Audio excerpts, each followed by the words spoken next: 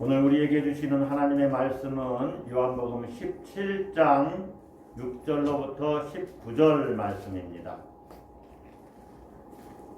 요한복음 17장 6절로부터 19절까지의 말씀입니다.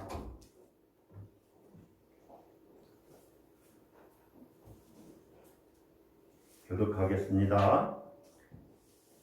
세상 중에서 내게 주신 사람들에게 내가 아버지의 이름을 나타내었나이다. 그들은 아버지의 것이었는데 내게 주셨으며 그들은 아버지의 말씀을 지키었나이다. 지금 그들은 아버지께서 내게 주신 것이 다 아버지로부터 온 것인 줄 알았나이다. 나는 아버지께서 내게 주신 말씀들을 그들에게 주었사오며 그들은 이것을 받고 내가 아버지께로부터 나온 줄을 참으로 아오며 아버지께서 나를 보내신 줄도 믿었사옵나이다. 내가 그들을 위하여 비옵나니 내가 비옵는 것은 세상을 위함이 아니요 내게 주신 자들을 위함이니이다. 그들은 아버지의 것이로소이다. 내 것은 다 아버지의 것이요 아버지의 것은 내 것이온데 내가 그들로 말미암아 영광을 받았나이다. 나는 세상에 더 있지 아니하오나 그들은 세상에 있사옵고 나는 아버지께로 가옵나니 거룩하신 아버지여 내게 주신 아버지의 이름으로 그들을 보존하사 우리와 같이 그들도 하나가 되게 하옵소서. 내가 그들과 함께 있을 때 내게 주신 아버지의 이름으로 그들을 보존하고 지키었나이다. 그 중에 하나도 멸망하지 않고 다만 멸망의 자식뿐이오니 이는 성경을 응하게 함이니이다.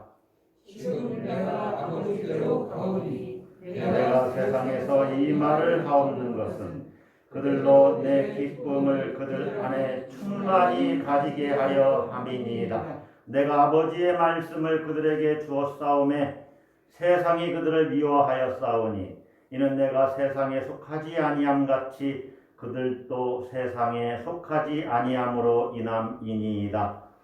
내가 비웃는 것은 그들을 세상에서 데려가시기를 위함이 아니요 다만 악에 빠지지 않게 보존하시기를 위함이니이다.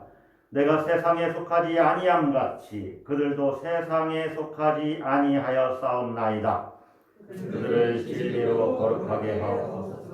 아버지의 말씀은 진리이니이다. 아버지께서 나를 세상에 보내신 것 같이 나도 그들을 세상에 보내었고 또 그들을 위하여 내가 나를 거룩하게 하오니 이는 그들도 진리로 거룩함을 얻게 하려 함이니이다. 아멘. 기도하겠습니다. 자비로우신 아버지, 한 주간마다 주일을 맞이하면서 또 이렇게 예배당을 찾아 하나님께 예배드리며 말씀을 듣습니다. 하나님, 이 시간에는 특별히 우리가 일상적인 그러한 예배가 아니라 더 마음과 또 정성을 쏟아서 영으로 진리로 하나님을 바라보며 우리의 귀를 열고 우리의 마음 문을 열어서 주의 말씀을 사모하게 하여 주시옵소서.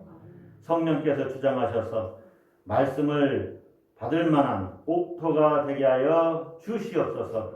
그래서 그 말씀이 싹을 피우고 열매를 맺는 놀라운 그러한 역사가 나타나도록 주님 함께 해주시고 깨닫고 결단하는 귀하고 복된 시간 되게 하여 주시옵소서.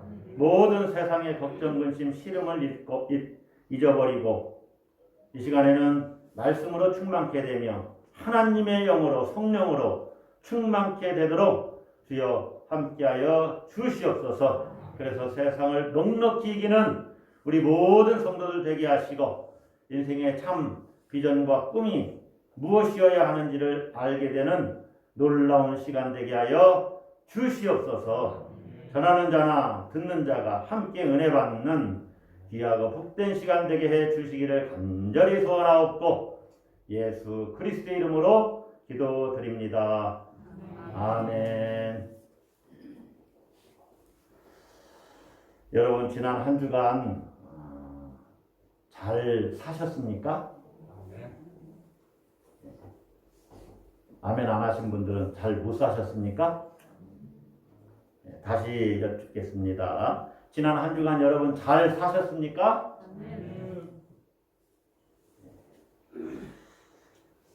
정말 잘 사셨습니까?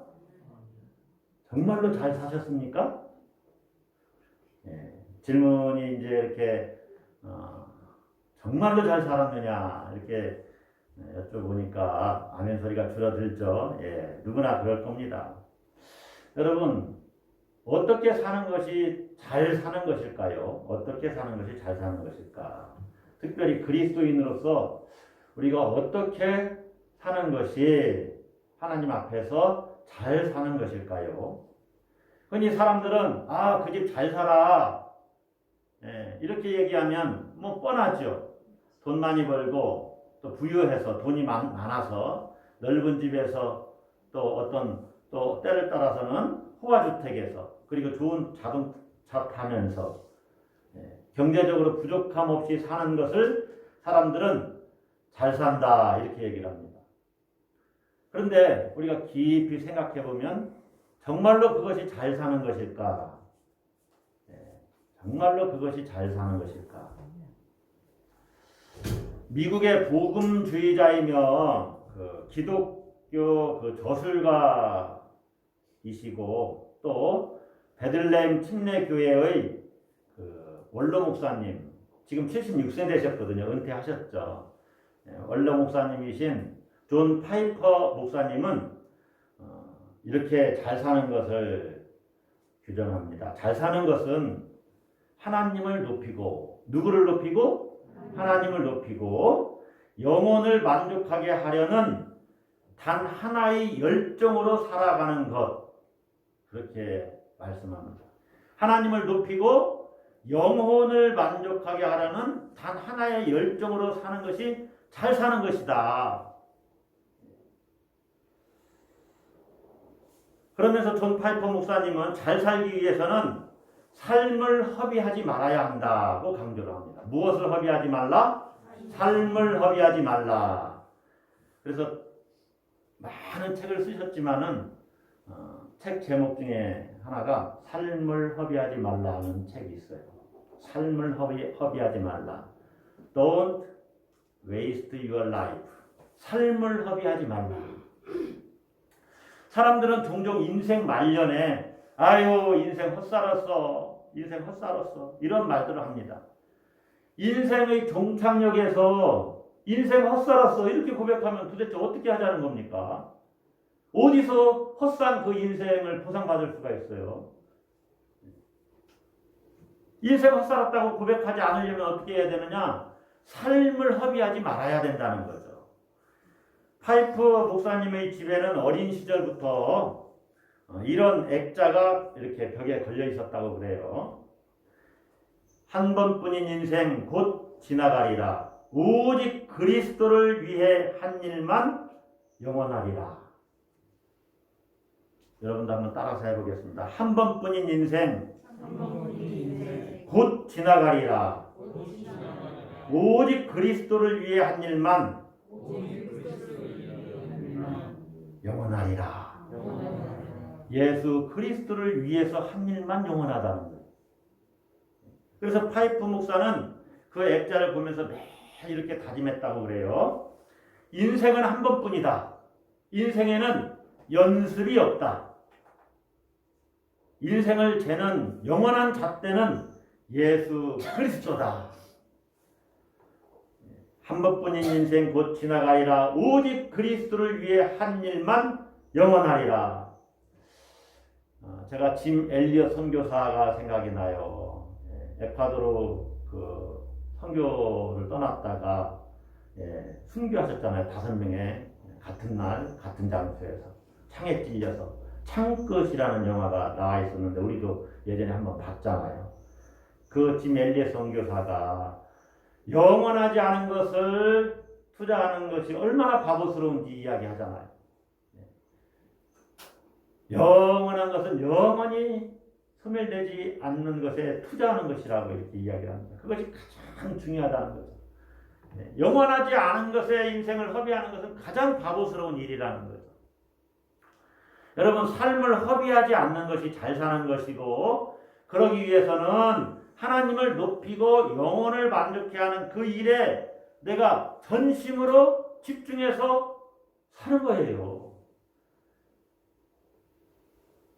저도 그게 잘 안 돼서 문제입니다. 그리고 끊임없이 우리를 그 단 하나의 열정적인 하나님을 높이고 내 영혼을 만족해 하는 그 열정적인 그 일에 나아가지 못하도록 자꾸 악한 자가 우리를 유혹해요. 여러분, 절대로 악한 자가 뭐 이렇게 험악한 인상을 통해서 이렇게 우리를 유혹하는 게 아니라 달콤한 것을 주면서 유혹합니다. 쾌락, 또 돈, 권력, 다 어찌 보면 세상 사람들이 추구하는 것 중에 하나예요. 그런데 시간을 거기다 어마어마하게 낭비하고 나면 야, 내 인생을 다 허비해버렸네. 제가 두 부류의 사람들을 이렇게 소개할 테니까 누가 잘 산 인생인지를 한번 비교해보고 판단해보세요. 첫 번째는 이 두 분입니다. 2000년 4월에 서부 아프리카의 카메룬에서 선교 사역을 하다가 교통사고가 나서 돌아가신 루비 엘리어슨과 로라 에드워즈 선교사예요. 이 루비 엘리어슨은 평생 독신으로 이렇게 살았는데 80세를 앞두고 80이 넘었음에도 불구하고 한 가지 큰 일에 온 인생을 쏟아부었어요. 바로 복음을 듣지 못한 사람, 가난한 사람, 또 병든 사람에게 예수 그리스도를 전하는 일이에요. 자, 로라 에드워즈 선교사는 그도 80살이 다 됐습니다. 그는 미망인이에요. 그리고 의사입니다. 그런데 이 카메룬에서 루비를 도우면서 선교 사역을 하는 거예요. 그런데 2000년 4월 어느 날에 두 사람이 탄 차가 브레이크 파열로 절벽 아래로 추락해서 현장에서 이 두 분이 돌아가셨습니다. 죽었어요. 이에 대해서 존 파이퍼 목사님이 이렇게 말합니다. 미국에 사는 또래들이 20여 년 전에 은퇴 사소한 일에 삶을 허비하고 있을 때 두 사람은 한 가지 큰 열정에 예수 그리스도의 영광을 위해 죽어가는 사람들에게 복음을 전하고 섬기는데 헌신을 했다. 이들의 삶과 죽음은 절대로 비극이 아니다. 여러분, 교통사고로 돌아가셨으니까 그들의 삶과 죽음이 비극입니까? 이들의 삶과 죽음은 절대로 비극이 아니다. 오히려 영광이다. 이들은 삶을 허비하지 않았다. 이들은 생명을 잃지 않았다. 누구든지 자기 목숨을 구원하고자 하면 잃을 것이요, 누구든지 나와 복음을 위하여 자기 목숨을 잃으면 구원하리라. 그 성경에 분명히 기록되었기 때문이다. 그러면서 두 번째 부류의 사람을 이야기를 해요.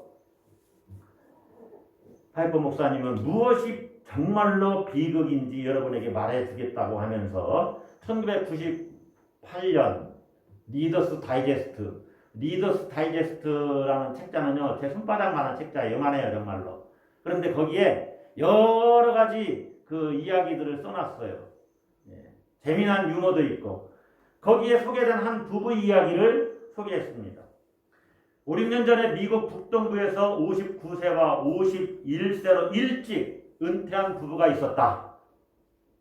59세, 51세니까 그렇게 나이 먹은 건 아니잖아요. 이들은 지금 플로리다의 펜타고다에 살며 9톤짜리 트롤선 배입니다. 9톤짜리니까 자동차를 한번 생각해 보세요. 9톤짜리 배를 타며 조개 껍질을 모은다.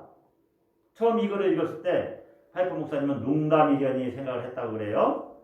아메리칸 드림, 미국에 대한 어떤 꿈, 이런 것에 대한 풍자련이 이렇게 생각을 했다는 것입니다. 그러나 그게 아니었다. 슬프게도 그 꿈은 이러했다.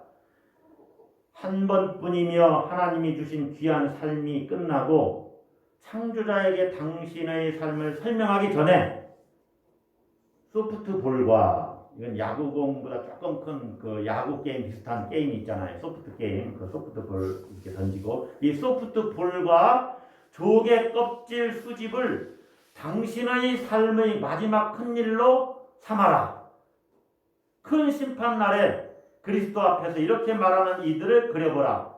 주님, 제가 모은 이 조개 껍질 좀 보세요.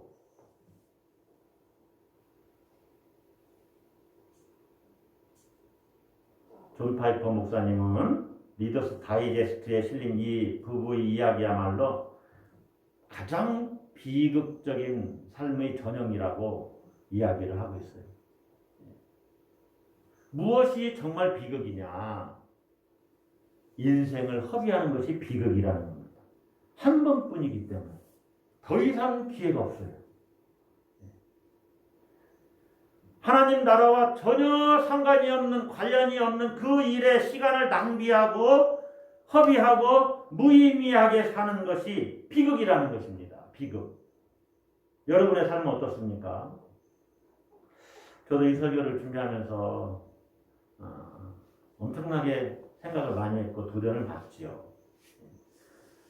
우리는요, 우리의 지금 현대 사회에서 사는 이 우리들은 너무나 삶을 허비하기 쉬운 그러한 세상에서 살고 있습니다. 얼마나 재밌는 것들이 많이 있는지. 저는 아주 어렸을 때 파일로트가 되는 것이 꿈이었었는데 맹장 수술을 초등학교 2학년에 하는 바람에 그러면 파일로트 못 된다고 그런 얘기가 있었어요. 그게 사실인지 아닌지 알아보지도 않았고. 그런데 최근에 드론 택시가 곧 나온다고 현대자동차에서 그게 이제 발표가 됐어요. 저는 뭐 어떻게 해야 될지 모르겠지만 제가 정말로 한번 해보고 싶은 것은 제가 비행기를 조정해 보는 거예요. 작은 비행기, 큰 거 말고 경비행기나 아니면 뭐 모터 글라이더 같은 거. 뭐 될지 모르겠지만, 그런데 어떻게 보면 야, 너가 복음을 전하는 삶을 살다가 천국에 와야지 뭐 비행기 조정을 하려고 그러냐 그런 말씀이 계속 저를. 그리고 예전에 제가 취미생활 했던 것들도 다 어찌 보면 삶을 많이 허비했구나, 낭비했구나, 그런 생각을 많이 합니다. 내가 재밌는 일에, 즐거운 일에 내 인생을 너무나 많이 낭비하는 거예요. 다시 돌아오지 않는 그 일에. 어떤 학자는 인생을 재미있게 살라고 그래요. 재미를 추구하면서, 재미를 느끼면서 살라고 그래요. 재미있는 삶, 어찌 보면 좋은 말입니다. 재미있게 살아야죠. 맹숭맹숭하게 재미없게 사는 삶, 그거 별로 주님 기뻐하시지 않아요. 할 수만 있으면 재미있어야 됩니다. 즐거워야 됩니다. 기뻐해야 돼요. 오늘 본문에서도 주님의 기쁨이 우리에게 충만하기를 주님은 원하세요. 약간 이 땅의 쾌락과 주님이 주시는 기쁨은 약간 다른 거지만 어쨌든 재미있는 삶을 추구하면서 살라고 그럽니다. 그런데 여러분, 중요한 것은 우리 그리스도인들은 재미있게 살아야 되지만 재미를 뛰어넘어서, 따라서 한번 하겠습니다. 의미를 추구하는 삶을 살아야 한다. 재미가 아니라 의미입니다. 의미. 이것이 하나님과 나에게 무슨 의미가 있느냐? 재미는 나 혼자 즐거우면 어찌 보면 끝일 수가 있어요. 그러나 이것이 사회적으로 무슨 의미가 있느냐? 이걸 늘 생각을 해봐야 돼요. 하나님 안에서 의미 있는 삶을 살아야 됩니다. 왜 우리가 재미를 넘어서 의미를 추구하는 삶을 살아야 하느냐? 특별히 하나님 안에서 하나님과의 관계 속에서 의미 있는 삶을 살아야 하느냐? 그것은 우리가 하나님의 소유이기 때문에 그래요. 누구의 소유다?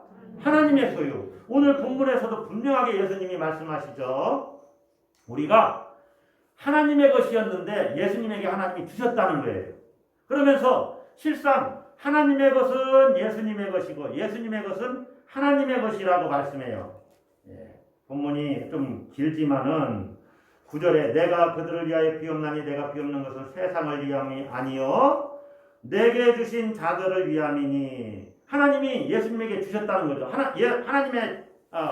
예수님의 제자들을 하나님이 택해서 그들은 아버지의 것이로소이다.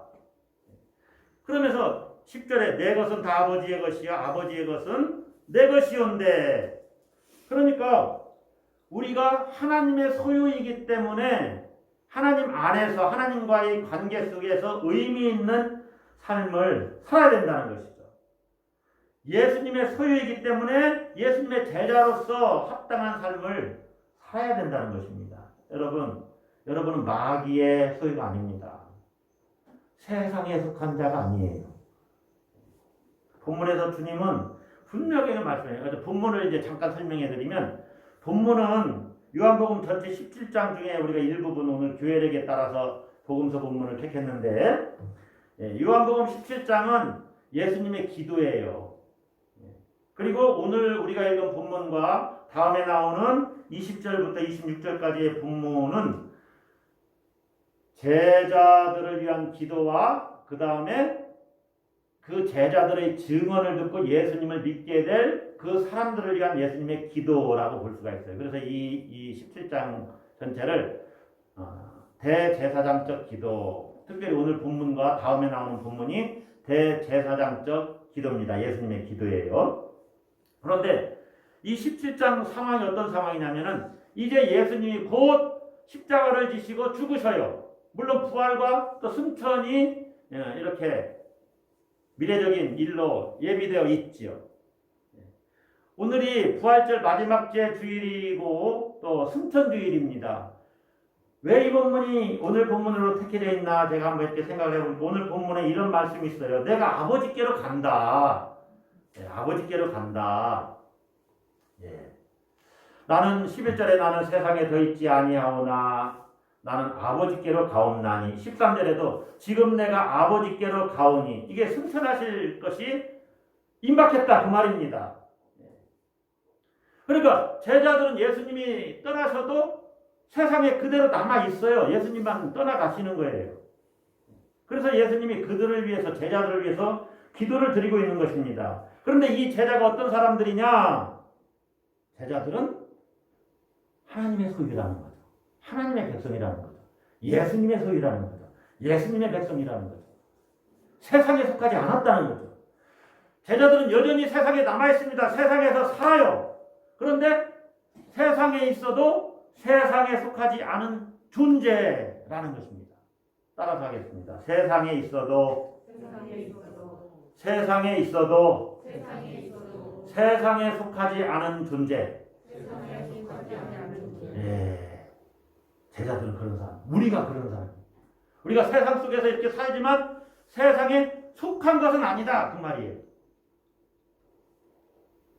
얼마나 이 신분이 대단한 겁니까? 세상에서 살지만 우리는 천국 백성이고 하나님의 소유라는 거죠. 세상에 속하지 않았다는 것은 세상으로부터 구별되었다는 거예요. 따라서 하겠습니다. 구별되었다. 그것이 신학적인 용어로는 거룩하다 그 말입니다. 구별되었다라는 말이 나오면 여러분이 이건 거룩을 이야기하는 건데 거룩하다. 따라서 하겠습니다. 거룩하다. 하나님께 소유된 하나님의 백성, 예수님의 제자는 세상으로부터 구별된 존재입니다. 그래서 오늘 본문에도 내가 거룩하게 된 것 같이 그들도 거룩하게 보존되도록 해주세요 라고 예수님이 기도하는 거예요. 예수님은 거룩한 존재죠. 왜냐하면 똑같은 우리 사람의 모양이지만 예수님에게는 신성이 있어요. 신성이 있는 신인이에요. 완전한 하나님이고 완전한 인간이에요. 그러므로 그분은 보통 사람들과 구별되는 거룩한 존재, 구별된 분이에요. 물론 하나님은 거룩하시죠. 왜 거룩하냐? 하나님은 온 사람을, 세상을 창조하신 창조주요. 우리는 피조물이죠. 그러니까 하나님은 모든 피조물과 구별된 분이에요. 그 구별되었다는 것이 거룩하다 하는 거예요. 마찬가지로 우리도 제자들도 거룩하다는 거죠. 세상으로부터 이렇게 부름을 받아서 세상에서 나온 자들이에요. 우리가 교회 공동체 선언할 때 세상에서 부름받은 하나님의 자녀예요, 우리가. 그러니까 거룩한 존재가 되었어요. 여러분, 어떤 사람의 본질은 누구에게 속했는가에 달려 있습니다. 내가 누구에게 속했는가? 여러분, 누구에게 속했습니까? 하나님께 속했습니다. 할렐루야. 그 사실을 잊지를 말아야 돼요. 내가 세상 사람들과 같이 살아도 나는 하나님께 속한 존재야. 하나님께 속해 있어요. 세상이 아니에요. 그러므로 여러분은 거룩합니다. 아멘? 아멘이 왜 이렇게 현찮아요? 여러분은 거룩합니다. 거룩해요. 난 거룩한 하나님의 자녀다. 세상에 속한 자가 아니고 그래서 세상의 풍속을 쫓는 자가 아니에요. 하나님을 쫓아가는 자고 예수 그리스도를 따르는 자고 성령의 인도를 받는 하나님의 자녀입니다. 오늘 본문을 쭉 읽어보면 예수님이 여러 가지를 기도하는데 하나됨을 위해서 기도해요. 제자들이 사랑으로 하나 되기를. 왜 사랑으로 하나 되어야 하느냐? 거룩한 성도기 때문에, 세상과 구별되는 존재이기 때문에 사랑을 실천하는 하나로 연합된 신앙 공동체가 되어야 된다는 거죠. 그리고 또 주님이 기쁨을 위해서 기도해요. 자, 11절은 내가 주신 아버지의 이름으로 그들을 구원하사 우리와 같이 그들도 하나가 되게 하옵소서 하나됨을 위해서 기도했다면, 13절은 지금 내가 아버지께로 가오니 내가 세상에서 이 말을 하옵는 것은 그들로 내 기쁨을 그들 안에 충만히 가지게 하려 함이니이다. 여러분, 예수님은 조금 있으면 십자가에 못 박혀서 죽으시는 운명에 처해져요. 제자들의 운명이라고 다르지 않습니다. 이제 핍박받는 사회, 핍박의 시대, 박해받는 시대, 그래서 세상이 제자들을 미워하는 시대가 도래했어요. 그래서 오늘 본문에도 나오죠.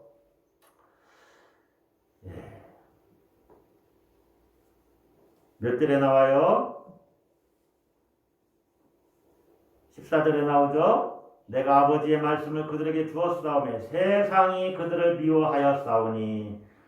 세상이 신앙 공동체를 미워하는 것은 어찌 보면 당연하다 그 말입니다. 왜냐하면 신앙 공동체는요, 하나님의 말씀을 따라서 살거든요. 그러니까 세상과 다른 길을 가는 거거든요. 그러니까 자기와 다른 길을 간다고 우리를 미워하고 핍박해요. 그러니까 미움받는 것이 어떻게 보면 정상이다 그 말입니다. 왜냐하면 우리는 세상에 속한 자가 아니기 때문에. 그러나 그 박해받는 상황 가운데서도 주님은 기뻐하라고 말씀하시고 주님의 기쁨을 우리에게 주셔요. 이 기쁨은 아무 일 없는 평안 상태의 기쁨이 아닙니다. 그러한 상태, 평안 상태에서 갖는 어떤 그러한 그 만족이나 기쁨이 아니라 그렇지 않은 상황 가운데서도 하나님의 자녀됨으로 말미암은 기쁨을 가지라는 거예요. 내가 하나님의 자녀다. 나에게는 영생이 예비되어 있다. 부활이 눈앞에 있다. 주님의 영광을 나도 덧입을 것이다. 이것을 바라보면 어떠한 상황 가운데서도 기뻐할 수 있다는 거죠. 그 기쁨이 충만하게 하려고 주님은 지금 기도하고 있어요. 또 한 가지 파송 이야기가 나오죠. 18절인데 아버지께서 나를 세상에 보내신 것 같이 나도 그들을 세상에 보내었고, 주님이 제자들을 파송합니다. 그리고 이제 성령이 임하시면 또 제자들을 세상에 보내죠. 이 제자들을 파송함에 있어서 가장 필요한 것은 거룩입니다. 거룩한 사람을 파송해야지 악에 물들고 더러운 사람은 어떻게 세상에 보내겠어요. 그래서 이 여러 가지 기도 제목들이 있는데 그 마지막에 종결지가 뭐냐면은 우리가 읽은 마지막 절입니다. 19절을 보세요. 또 그들을 위하여 내가 나를 거룩하게 하오니 이는 그들도 진리로 거룩함을 얻게 하려 함이니이다. 주님은 여러분이 거룩하기를 위해서 기도합니다. 거룩한 존재로 구별되었으니 이제 거룩한 삶을 살라는 것이죠. 자, 그러면 거룩한 삶이 뭡니까? 어떻게 하는 삶이 거룩한 삶이에요? 어떻게 하는 것이 구별된 삶입니까? 본문을 쭉 보면은 답이 딱 하나 나와 있어요. 악에 빠지지 않는 겁니다. 우리 주님이 가르쳐 주신 기도문에도 나오죠. 악에 빠지지 않기를 기도하라고 이렇게 가르쳐 주시는데 19절, 15절 보세요. 내가 비옵는 것은 그들을 세상에서 데려가시기를 위함이 아니요. 다 같이 읽습니다. 다만 악에 빠지지 않게 보존하시기를 위함이니이다. 거룩한 삶이 무엇이냐? 악에 빠지지 않는 겁니다. 그럼 무엇이 악이냐? 선하지 않은 것이 악이에요. 그런 면에서 세상은 선하신 하나님의 길에 서지 않았기 때문에, 의인의 길에 서지 않았기 때문에 악인의 길에 서 있습니다. 악해요. 세상은 악해요. 그리고 악한 자가 지배합니다. 세상은 온갖 더러운 것에 물들어 있어요. 음란, 폭력, 성추행, 성폭행 다 거기에 해당돼요. 거짓과 사기, 불의, 부정. 세상은 힘의 논리에서 세상이 돌아갑니다. 있는 자들이 없는 자를 짓밟고 눌러요. 전쟁도 마찬가지고 어떤 사회 위계 질서도 마찬가지예요. 위계 질서 중에 이 높고 낮은 자를 가지고 편가르는 것은 절대 좋은 일이 아닙니다. 높고 낮은 게 어디 있습니까? 다만 지기가 그런 것 뿐이지. 그래서 교회 안에서도 이 힘의 논리가 작용을 하면 안 돼요. 교회는 섬김의 원리에 따라서 돌아가는 공동체거든요. 힘의 논리가 지배하는 곳은 악이 팽배해 있습니다. 악.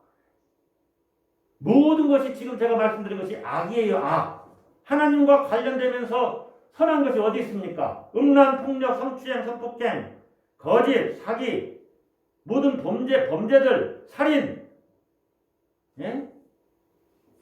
모두 다 악이죠. 우리 그리스도인들은 이 악을 우리 삶에서 끊어내야 됩니다. 끊어내야 돼요. 주님은 우리가 악에 빠지지 않기를 기도했어요. 악에 빠지지 않고 잘 거룩하게 보존되기를 기도합니다. 오늘 본문에서 보면은 주님이 이 땅에서 하신 사역 중에 하나는 하나님의 말씀을 우리에게 주시고 우리를 거룩하게 보존하시는 것이었어요. 그래서 그렇게 하셨습니다. 물론 거기에서 탈락한 자가 있는데 그 멸망의 자식 가룟유다입니다. 이는 성경이 응하게 하려고. 그러니까 주님께 포함되지 않은 사람이었어요. 여러분, 하나님께서 여러분이 거룩한 삶을 살고 악에 빠지지 않기를 원해요. 악에 빠지면 거룩을 잃지요. 그러면 어떻게 하나님의 자녀됨을 세상에 나타내 보입니까? 그래서 주님이 내가 그들과 함께 있을 때 내게 주신 아버지의 이름으로 그들을 보존하고 지켰나이다. 악에 빠지지 않고 주님이 보존하고 지켰습니다. 이제 아버지께로 가시면서 남은 제자들이 악에 빠지지 않기를 하나님의 이름으로, 그러니까 하나님의 성품과 하나님의 능력으로, 권능으로 보존해 주시기를 간구하는 거예요. 자, 주님이 십자가 앞에도 이렇게 기도하셨는데 그럼 지금은 주님이 뭐 하십니까? 부활하신 주님이 승천하셔서 지금도 여전히 여러분을 위해서 기도하십니다. 할렐루야. 여러분, 이건 제자들을 위한 기도문이지만 우리를 위한 기도문하고 하나 별반 다를 게 없어요. 같이 보셔야 됩니다. 주님은 지금도 하나님 우편에서 우리를 위해서 기도하셔요. 얼마나 놀라운 일입니까? 주님이 우리를 위해서 아버지 하나님께 계속 말씀을 드려주는 거예요. 로마서 8장 34절에 죽으실 뿐 아니라 다시 살아나신 이는 그리스도 예수시니 그는 하나님 우편에 계신 자요 우리를 위하여 간구하시는 자신이라. 하나님의 우편에서 권능의 자리에서 승천하셔서 아버지 하나님과 다시 완전히 연합하셔서 우리를 위하여 친히 간구하게 계셔요. 우리를 위해서 간구하시면서 우리를 돕고 계셔요. 성령을 통해서 돕고 계셔요. 말씀으로 세임을 주면서 돕고 계셔요. 그래서 그 주님의 사랑에 우리를 끊을 것이 아무것도 없는 것입니다. 누가 우리를 그리스도의 사랑에서 끊으리요? 환난이나 공고나 기근이나 박해나 적신이나 위험이나 칼이랴. 그리스도의 사랑에서 우리를 끊을 것이 세상에는 아무것도 없어요. 아무것도 없어요. 그러므로 여러분 낙심하거나 절망할 일이 없고 필요가 없어요. 죽음도 우리를 죽은 하나님의 사랑에서 끊어내지를 못해요. 그렇게 우리를 위해서 간구하시는 주님이 우리가 악에서 빠지지 않기를, 거룩하게 보존되기를 기도하고 계시다는 거죠. 무엇으로? 말씀으로. 하나님의 말씀을 계속해서 우리가 지키고 행하면 우리는 거룩을 유지합니다. 거룩을 유지해요. 제가 설교 초두에 어떻게 하는 것이 잘 사는 것인가를 왜 말씀드렸느냐. 하나님을 높이고 영혼을 만족하게 하려는 열정으로 사는 것이 잘 사는 것이라고 그랬죠. 삶을 허비하지 않는 것이 잘 사는 것이라고 그랬어요. 삶을 허비하는 것이 악이에요. 악. 저도 마찬가지고 여러분도 마찬가지입니다. 한 번뿐인 인생 하나님의 나라와 그의 의를 구하라고 했는데 우리는 얼마나 많은 시간들을 허비하는지. 주님은 우리가 거룩하게 악에 빠지지 않고 하나님의 영광을 위해서 서로 사랑을 실천하면서 주님이 주신 기쁨으로 충만하게, 그리고 세상으로 파송된 그리스도의 제자로서 복음을 전하는 삶을 살기를 원하는데 우리는 너무나 많이 자기를 절대하면서 산다 그 말이에요. 삶을 허비하는 이 거룩한 하나님의 백성이 삶을 허비하는 이것은 절대 해서는 안 되는 겁니다. 한 번뿐인 인생 속히 지나가리라. 고난도 지나가지만 우리의 인생도 지나가요. 하나님 앞에, 하나님의 심판 앞에 반드시 우리가 설 텐데 그때 무엇을 주님 나는 평생에 이것 했습니다. 조개 껍질을 주워서 이렇게 모아놨습니다. 이거 얘기할 거예요? 아니잖아요. 재물도 마찬가지고 권력도 마찬가지예요. 예수 그리스도를 위한 일만이 영원합니다. 영원해요. 여러분이 이걸 하나를 명심해야 됩니다.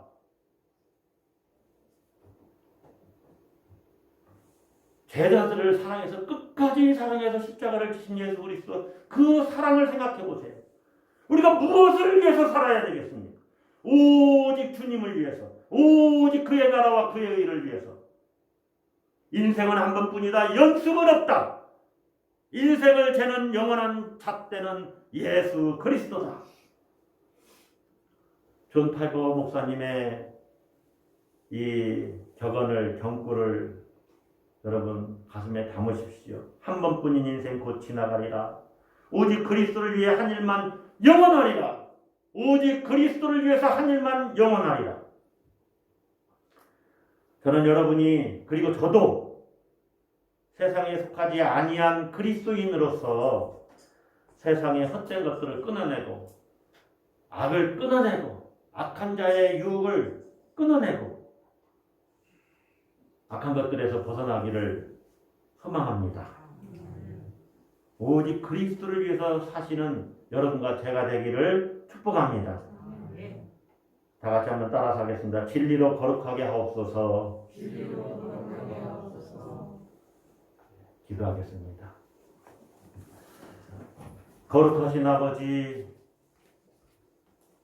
예수 그리스도 십자가를 통해서 우리를 죄로부터 사망으로부터 건지시고 우리를 거룩한 하나님의 자녀, 그리고 우리를 거룩한 존재 되게 하셨는데 우리는 너무나 많이 거룩한 삶을 살기를 포기하고 또 우리 유익을 위해서, 재미를 위해서, 쾌락을 위해서 살 때가 너무나 많이 있습니다. 주여 우리를 용서하여 주시옵소서. 하나님을 기쁘시게 하는 삶을 살기를 원합니다. 주의 나라와 의를 구하기를 원합니다. 오직 주님의 영광을 바라고 주의 이름을 존귀케 하는 일에 성령의 인도를 받으며 성령 충만해서 정말로 하나님 나라를 확장하고 또 하나님을 영화롭게 하는 일에 우리 인생의 표대를 삼고 목표를 정해서 나아갈 수 있도록 다시 한번 우리를 붙잡아 주시고 은혜 내려 주시옵소서. 그러나 또 세상을 살아가는데 필요한 물질과 또 여러 가지 필요한 것들은 필요를 따라서 주님 공급해 주시고 함께해 주시옵소서.